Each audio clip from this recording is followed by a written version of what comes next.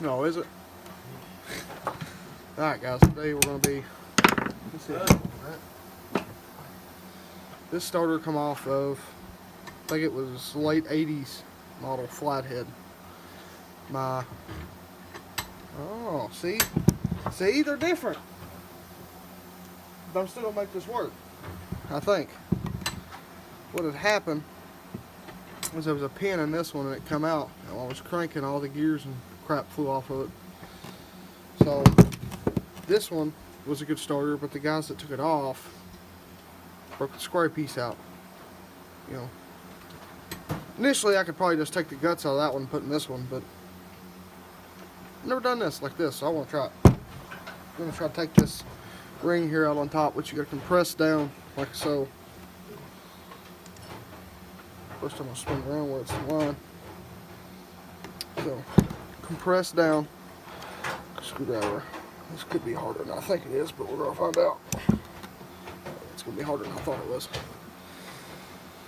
But initially, you're going to have to compress this down and take this snap ring off. And that'll take care of this.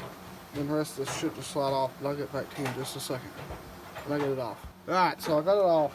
A little bit initially harder than I thought it was to get this out. So what I done, let me get you here where you can see it. I just went around it like this and pried and popped all the way around it until it popped off. Now once it comes off, I'm going to space it a little better. Get this stuff all organized. You should be able to just, there's that. There's your top plate, which keeps your stuff, your spring, your washer. And I got lucky, this is actually a metal gear instead of plastic. Most of these are plastic. And even if you have to have it, here's your worm gear and your bottom part, which seems to be aluminum. And that pretty much, so I can get you out of here without shaking you all over the world. That pretty much disassembles the top of that. So as you can see, these was made different. And you can see that by the worm gear. It was made different. This one took a pin. But I'm still going to attempt to rebuild the top of this one without taking the guts out of this and putting it in this. Which will be a backup after to do it.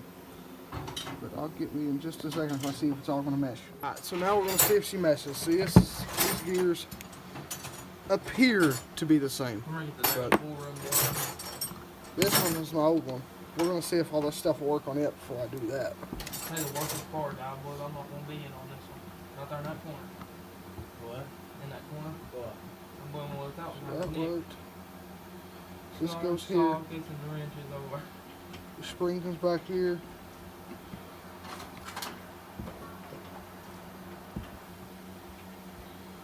So, I'm going to have to drill my keeper out a little bit.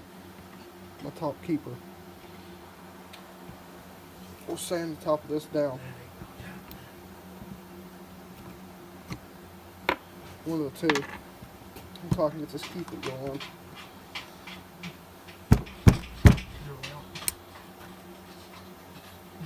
Walled right here. So I've got a walled spot right here. I'm going to have to try to sand down. Let me sand this down and I'll get back with you guys. Alright, so we got this. I done it with a bench grinder. I tried to be as nice and evenly as I possibly could. But we now got it where we can reassemble it. So, gear back off. There's our, I don't know the proper word for this crap. But, you know, we'll apply our gear to it. Which is going to turn backwards. You'd think you go this way, but it don't. It turns back this way. So, add our washer. Our spring. Now our keeper fits on there nice and neat. And I think I'm going to put a cotter pin in this and clip the access off for the pair of docks. So, let me hunt up a Carter key and a pair of docks real quick. Alright, so I found me a Carter key. Or cotter key, however you want to say it. So getting a piece on here. It took a pretty good sized cotter key, but I was wanting to fill my hole up good. But as long as you can cut it back to where it's back behind this, or, you know, in line with that either way, it'll be okay because it won't hit nothing because that's your clearance. So couldn't find no good docks. So these most parts got some cutters on them. So that. What's that? So now I'm gonna try to bend this around. Bend this around.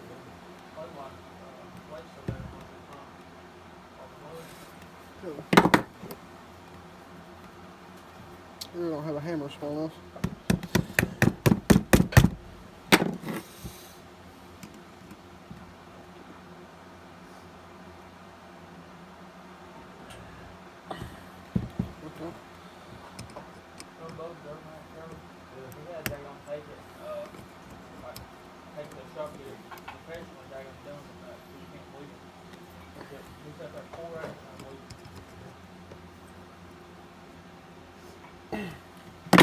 As you can see, I tucked it in there nice and neat.